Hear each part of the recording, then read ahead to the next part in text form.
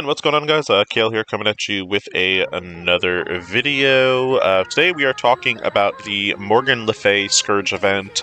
Multipliers, high scores, all that fun stuff. So if you're ready for that, let's get into it. Scourge event is obviously live. You need a easy 500k to unlock Morgan Le Fay. And then based off of how you're doing rewards-wise, we'll determine how many additional shards you get of her, as well as red stars. Now, my current high score that I have up here, the 1.1 mil, that was on difficulty 8 with one Scourge activated.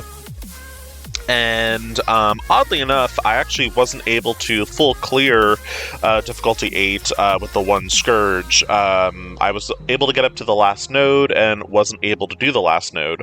Now, the reason I still stuck out with difficulty 8 is that even if I had all of these Scourges activated, that would kind of equal a comparable score for difficulty 7.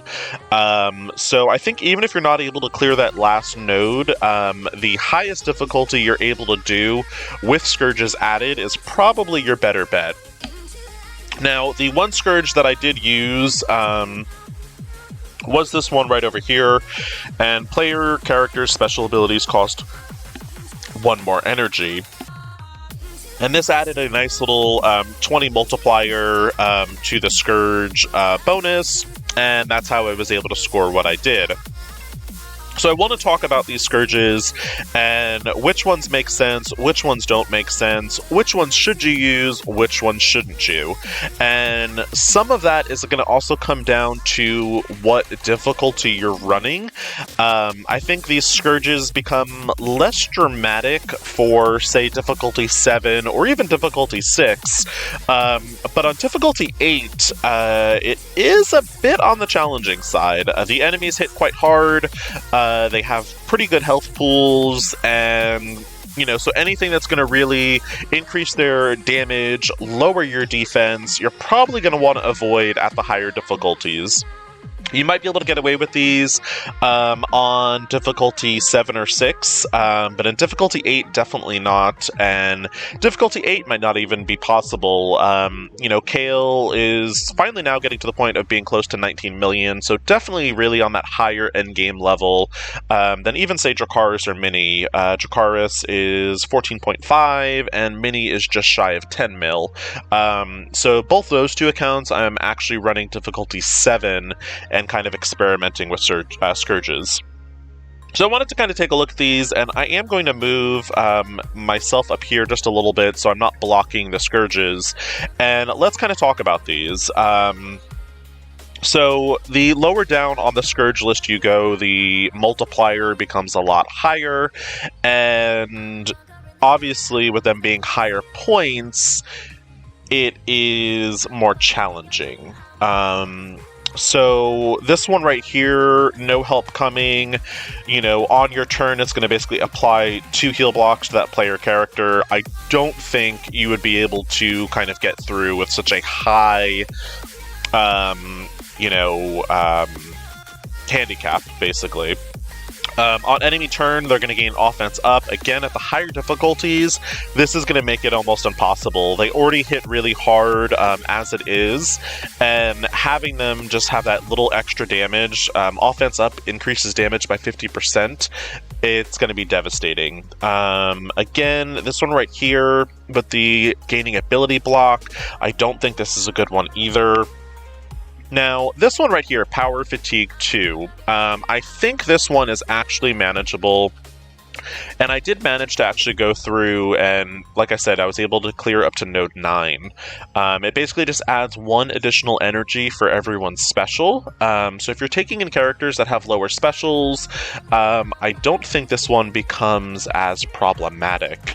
This one here, clear all negative effects, again, that's another, iffy one.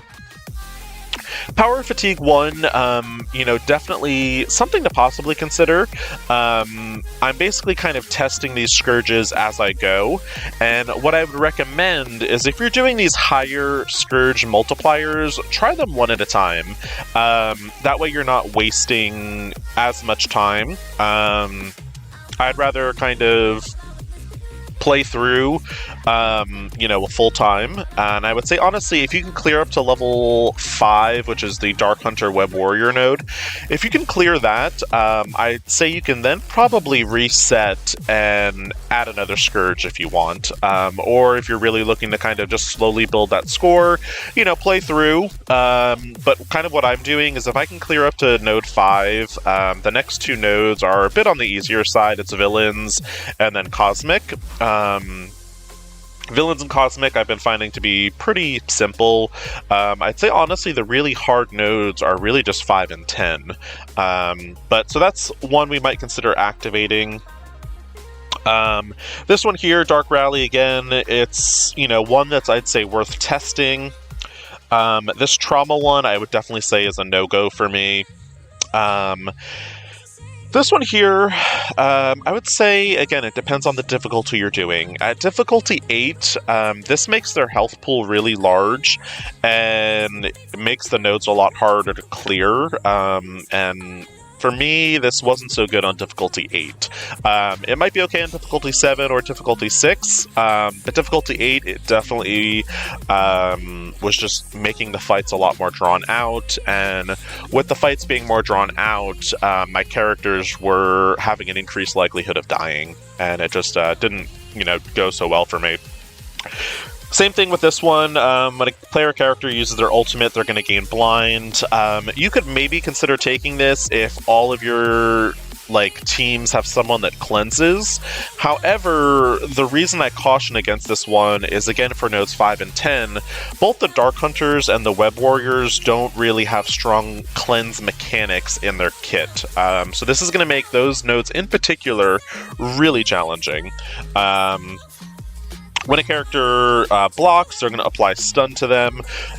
This one, I would say, is really the only characters I can think of off the top of my head that block a lot, I believe, are Dr. Octopus and Cap Sam.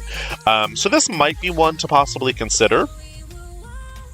This one right here, no-go for me. Like I said, on difficulty 8 with the defense down, your defense is reduced by 50%, increasing your damage, just not possible at difficulty 8. Kind of same thing with this.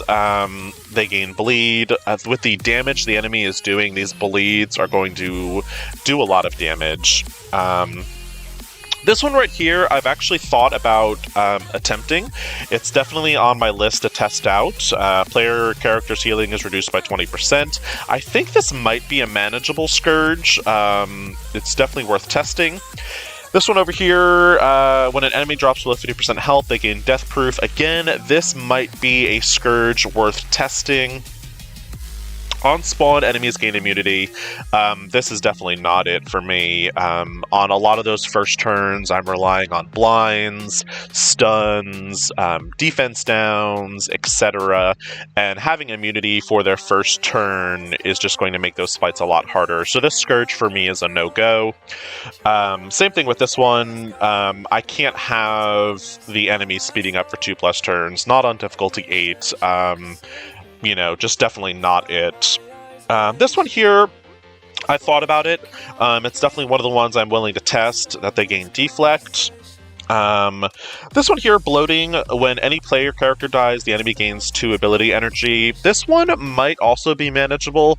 Like I said, if you went through your Scourge, your first run, and you didn't have a single character die, this might be a Scourge worth considering. If you're running into situations where you had lots of characters dying, be cautious of this. The other thing I would say about this is I don't know if this applies to summons. So in situations where you're, let's say, bringing in Doom and you're doing the time platform and then his special, you essentially have 3 to 4 summons dying. So I'm not too sure if that would then translate to the enemy getting, potentially 8 ability energy. So that's something to kind of just be cautious of. Again, this one, the defense down, doesn't work for me. Same thing with the immunity and regeneration, more so for the immunity. So this one might be okay. I'm just trying to think of the characters that were in the nodes, and aside from Capsam, I honestly don't remember anyone else that generated ability. I think there was one Shuri, and that's all I can kind of think of. So this actually might be a worthwhile Scourge for adding. Again, pending on, you know, what the enemies are. I'd have to actually look over that again. This one here, again, the 20% max health just does not work on difficulty 8. It might be manageable on difficulty 7 or 6, but I would highly recommend, you know, trying the 30% max health if you are considering this Scourge. On an allied death, the enemy gains steam fence up. This one might be manageable. Again, it might draw out the fights a little bit. This one, definitely a no. Not for difficulty 8. Like I said, they hit hard, so them gaining 80% piercing is just going to be devastating. Same thing with this, with the slow. I don't like that one. This one here, summoned enemies gain 20% max health. There's not a lot of summons, so this is a Scourge I am definitely going to attempt on this one. This one here, when a player character gains stealth, they gain taunt. Really, this is only going to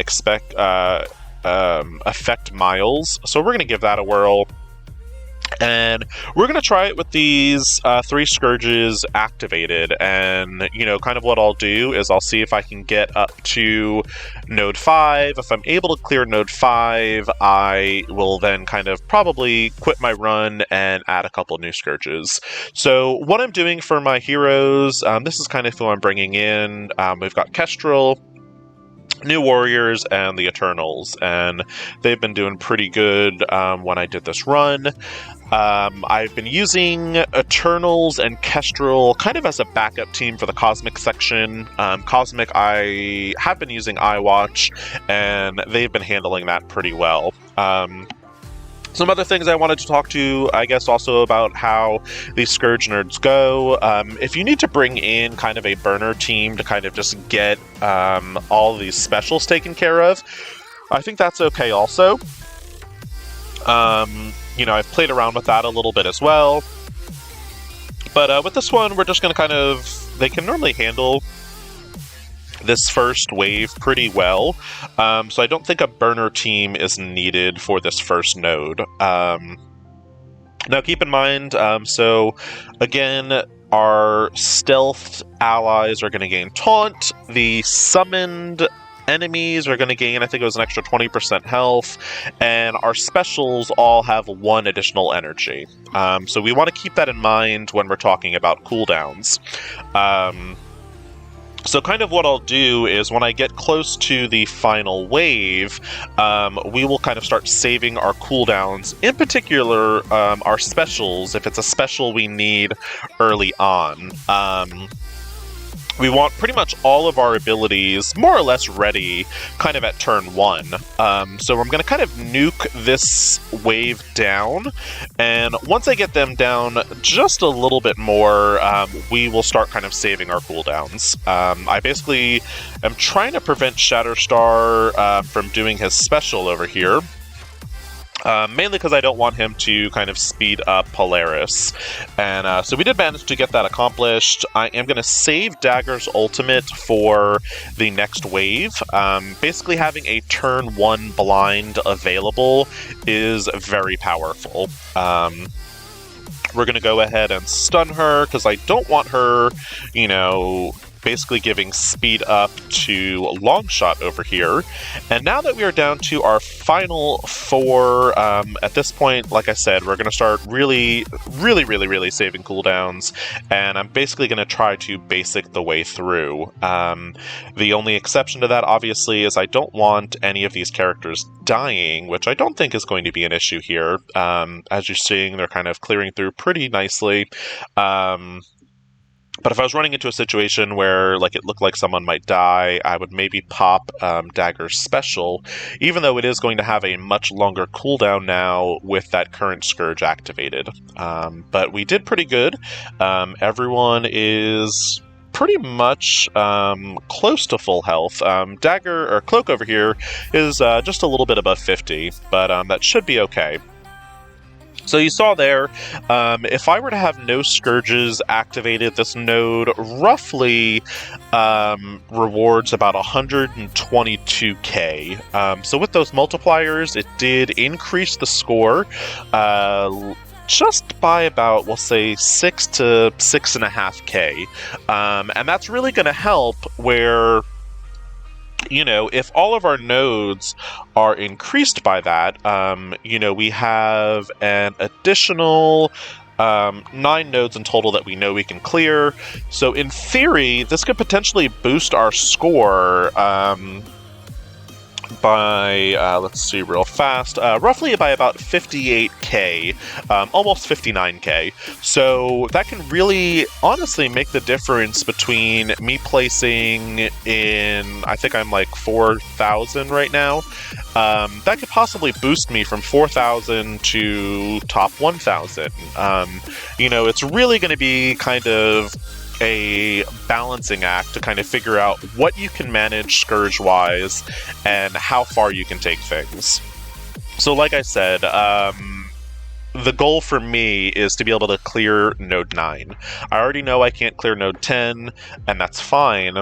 And, you know, I would say, oh, well, you know, maybe that means you should drop down in the Scourge difficulty, but really, point-wise, we'd have to add so many Scourges in difficulty 7 to make difficulty 7 worthwhile, and it just makes more sense for us to do difficulty 8.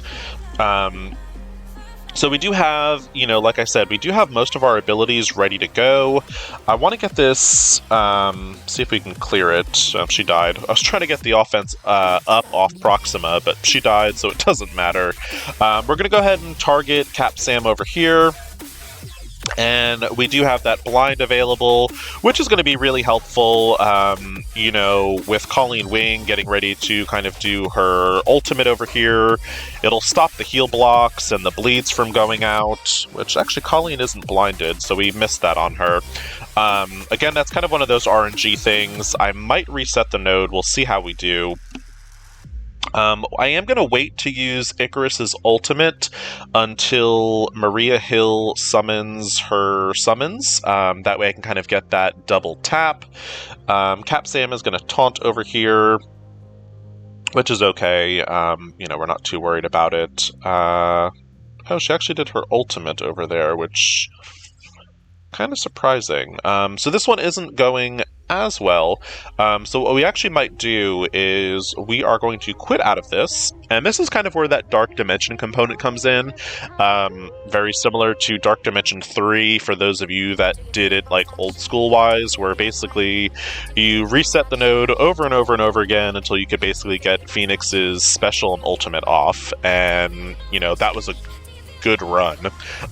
So what I'm going to do in here is I'm going to take in a burner team that I know can still, you know, get a couple turns going and get a couple hits. So let's go ahead and bring in the Axemen. And basically what they're just doing in here is they're going into this node to kind of soften them up a little bit. And the goal is to kind of get rid of the enemies, some of their specials, some of their ultimates, and then we can kind of take in our primary team and kind of clear up the node. And I don't think that there's any shame in this, or I don't know why people are always so obsessed with being able to kind of like one-shot everything. You know, that's cool, I guess, if you're, you know, going for that type of thing. I guess that maybe it gives you bragging rights, but from a practicality standpoint, I mean, it doesn't really make a difference. So you're noticing here, I mean, the Axemen are getting absolutely wrecked, and we're okay with that. We really just wanted that speed up from Captain Sam gone. We wanted that ultimate from Colleen Wing gone. And that's all we were trying to do there. So now that that is done, we'll go in back with our primary team, and hopefully, you know, the fight should go a little bit better. And this is going to really kind of, I guess, benefit the people that do have the slightly larger rosters, you know, where you're able to, you know, basically whittle down a node. I don't not that I've noticed, I don't think it really affects the point scoring if you are kind of whittling down. I know there is kind of like a turn-based efficiency, but I don't think it makes that much of a difference to, you know, double tap a node or even triple tap if you have to. So hopefully, in theory, this second attempt should go a little bit smoother. And if I'm finding where I'm not able to clear this now, and, you know, I was able to clear this yesterday, it might be something where, you know, I might want to look at the scourges I have activated. You know, I might maybe consider getting rid of one or two. So we'll just kind of have to see. I am going to try to get that offense up off of Proxima, which we didn't get, which is okay. Again, it's kind of an RNG thing. We could reset the node if we wanted to, and we actually might, because this is not going the way I would like it to. So yeah, let's go back in, we'll reset. Actually, I think what I might do, based off of where turn meters are, I think I'm going to go in and bring in a second burner team, because here's kind of my logic behind that. So Maria Hill has her ultimate up, which is going to heal. And Ebony Maw also has his ultimate up, and he is going to heal, and we kind of don't really want that. So let's see, who can we bring in that we don't really need for later?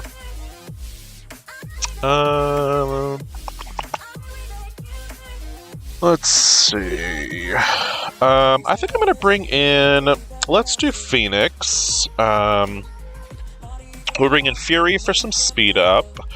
And then I think we are going to do Shang-Chi, because he can kind of reduce some turn meter. And let's see. Then I'm thinking, let's see, who else do we have available to us? Let's bring in Black Bolt, and let's see how Star-Lord T'Challa. Let's see how Star-Lord T'Challa does. Really, again, I just need a team to survive to get rid of those ultimates that are available. I was honestly hoping the Axemen would have been able to kind of get through 2 turns and not just 1. But, I mean, it is what it is. So we'll see how this team does. Then we'll kind of go in with our closer, our closing team. And at that point, we'll probably wrap up the video, just because I don't want this to get excessively long. We will give speed up to everyone, and let's see. I'm going to go ahead and let's see if we can land the blind on Maria. So she loses 2 of her energy. We'll go ahead and reduce some turn bar over here with Shang-Chi. And I'm going to try to maybe get down Maria Hill. Let's see if we can kind of get her down and see if we don't have to maybe worry about her for the next attempt. Cap Sam has this taunt up. We lost Phoenix, which is okay. That was kind of the goal of Phoenix. Oh, I forgot about Ebony Maw, though. She's going to get ability blocked. Yeah, I forgot about that. Not so smart on my playstyle with an Ebony Maw out there. We'll let this die. It's fine. And let's go in with our closing team and see how they do. If I'm still not able to clear this node with my closing team, that's where I'm going to kind of take a look at the Scourges. And so, like, when we're looking at the Scourges I have activated, you know, I might need to change something. And, you know, so we'll see. Get rid of those. Alright. Let's see. Alright, so we got Kestrel. Actually, I wonder if Infinity Watch actually might be pretty good here, too, with their survivability. We actually might look at that also. Where's Icarus? Icarus and then Dagger. Alright, let's see if they go through the second attempt a little better. Fingers crossed, everyone. If not, like I said, I might actually look at maybe using Infinity Watch as my closing team, or kind of resetting the Scourges.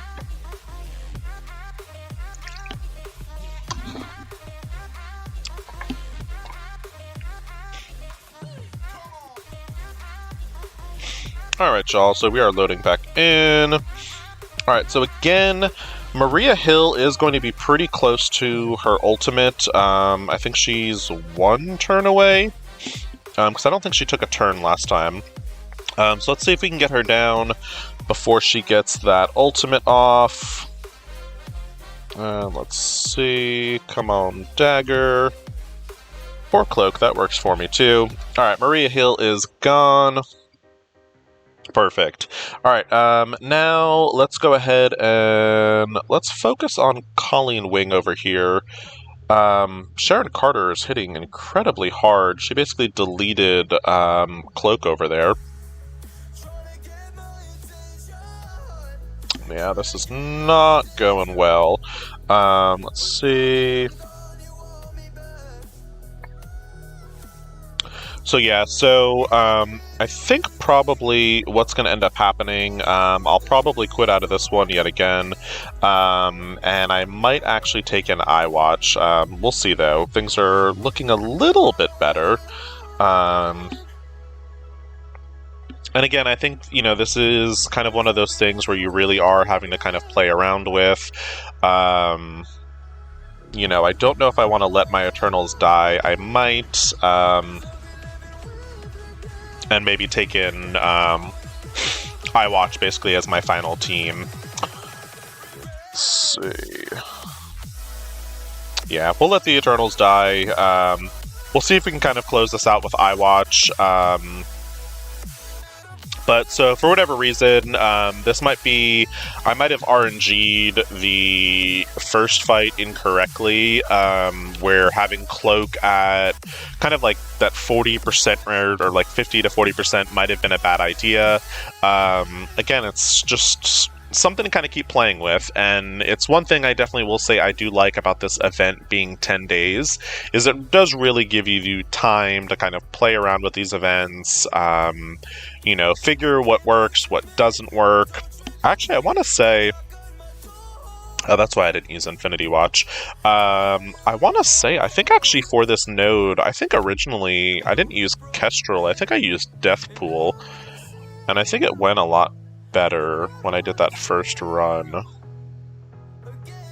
But anyway, so my random thinking. So probably what I'm going to do, I'm going to actually probably reset this for myself. I'm going to probably go back in with these same Scourges, try this with my proper team that I'm thinking about in my head, with Deathpool swapping in for Kestrel, and kind of give it a second attempt.